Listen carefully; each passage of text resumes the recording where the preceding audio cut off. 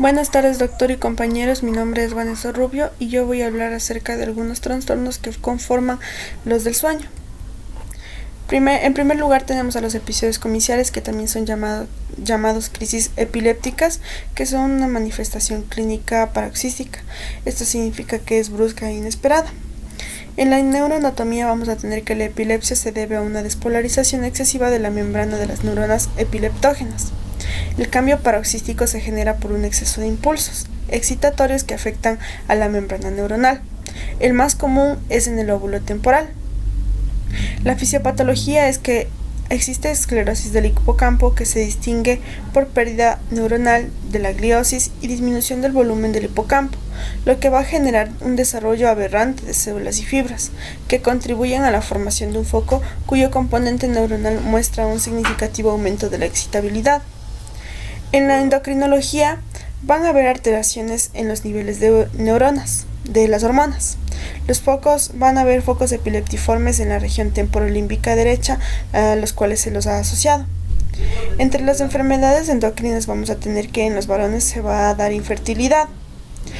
En la inmunología tenemos que actúa la interleucina beta, la cual va a tener una relación entre la muerte neuronal y la neuroinflamación. Las preguntas que podemos hacerle a nuestros pacientes para el diagnóstico de los episodios comiciales son: ¿cuándo fue la primera vez que presentó cuadros epilépticos? ¿Qué tipo de movimientos realiza el paciente cuando presenta el ataque de epilepsia? ¿Y en qué momentos presenta episodios de epilepsia? En segundo lugar tenemos a los trastornos gástricos, que son una afección en la cual los contenidos estomacales se devuelven desde el estómago hacia el esófago. Esto puede causar irritación en el tubo de la deglución y acidez gástrica, además de otros síntomas. En la anatomía tenemos que cuando el alimento pasa desde la garganta hasta el esfínter esofágico inferior, el anillo muscular no se va a cerrar bien y los contenidos del estómago pueden devolverse hacia el esófago. Esto se va a denominar reflujo gastroesofágico. En la endocrinología, la melatonina va a tener actividad sobre la síntesis de óxido nítrico, la cual va a tener un papel muy importante en la relajación transitoria del esfínter, que es un mecanismo muy importante en el reflujo gastroesofágico. En la inmunología vamos a tener que la mucosa gástrica va a sintetizar las sustancias PGI2 y PGE2. Estas van a tener una función citoprotectora. En el caso de esta enfermedad, estas proteínas ya mencionadas van a estar disminuidas. Las preguntas que en este caso vamos a hacer son: después de comer, ¿qué actividades realiza? ¿Cuál es su posición al dormir? ¿Y qué alimentos consume frecuentemente? Tenemos además la enuresis, que se define como una incontinencia nocturna, o también se le llama enuresis nocturna, que es orinar involuntariamente mientras se duerme a una edad en la que esto ya no es normal. Se espera que ocurra en el niño, pero no en el adulto, y durante la noche. En la anatomía tenemos que hay una alteración en la respuesta de despertar, es decir, que estas personas van a tener dificultades para despertarse cuando la vejiga ha alcanzado su nivel funcional. Además van a haber alteraciones de la vejiga, como la vejiga inestable o hiperactividad del músculo detrusor, o una vejiga muy pequeña que no alcance a guardar los contenidos que se vacían en ella. En la endocrinología tenemos que va a haber un déficit de vasopresina. Los niños que tienen esta enfermedad suelen presentar poliuria, es decir, que hay una secreción de grandes cantidades de orina. Se atribuye a un déficit de esta hormona que es la encargada de mandar señales al riñón para que se inhiba la producción de orina. Cuando hay una carencia de esta hormona se produce una mayor cantidad de orina en los riñones. Mientras que en la inmunología tenemos que se va a observar un incremento de la actividad de la interleucina alfa o la interleucina 1, que es el factor de necrosis tumoral alfa, el factor de estimulante de los granulocitos y los macrófagos. A nuestro paciente le vamos a preguntar: ¿qué consume antes de dormir? ¿Tiene antecedentes de haber presentado un accidente en el que haya estado involucrado el piso pélvico? ¿Ha presentado problemas de vejiga? Tenemos el despertar confusional. Se define como la aparición de un cuadro confusional al despertarse del sueño. Estas personas se van a despertar desorientadas en tiempo y espacio, no van a saber dónde están, van a estar lentas, la respuesta del cerebro no va a ser rápida y va a haber una disminución de la atención y respuesta a los estímulos. Es más frecuente esto en niños y adultos jóvenes y habitualmente se desaparece con la edad. En la anatomía tenemos que se ha asociado a lesiones localizadas en áreas relacionadas con el despertar, como son la sustancia gris periventricular y la formación reticular mesencefálica, además del hipotálamo posterior.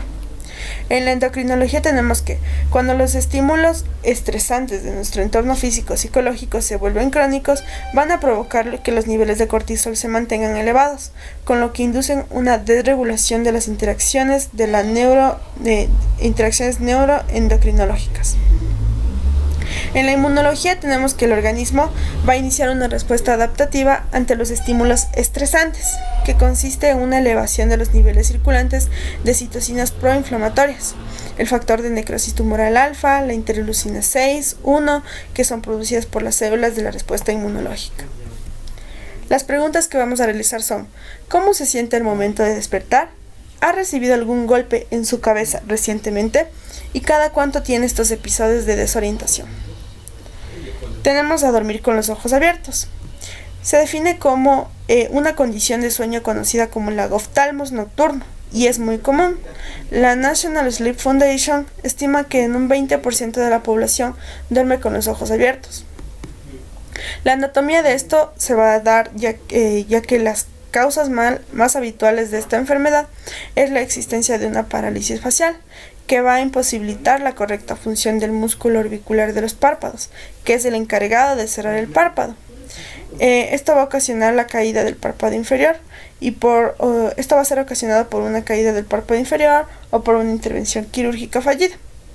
En la endocrinología, cuando hay ausencia de la tiroxina, aparece la oftalmopatía tiroidea. Esta enfermedad aparece en el 20% de los pacientes con hipertiroidismo y se va a caracterizar por cambios en los tejidos blandos de la órbita y es esta razón por la que ocurre esto del lagoftalmos.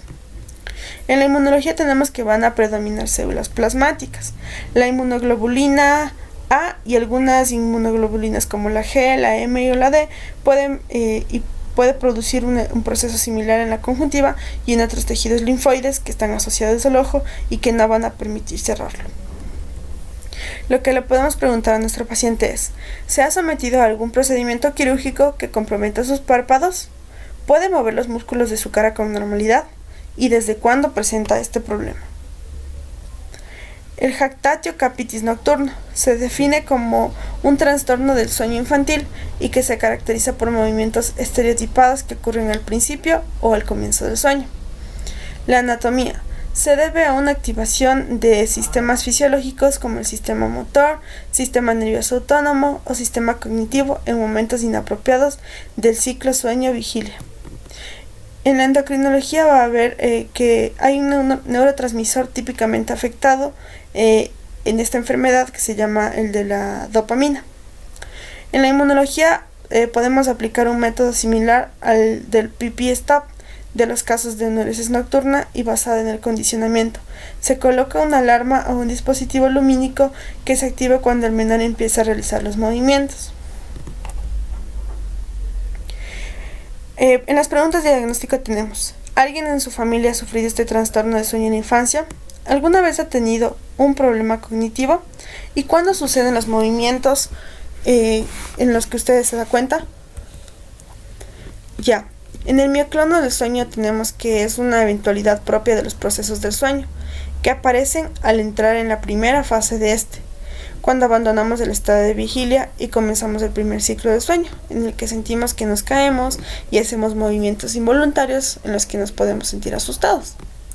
La anatomía de esto es que durante las épocas de estrés, así como la ansiedad o por irritabilidad de las ondas neuronales, también se puede dar debido a posturas inadecuadas al momento de dormir.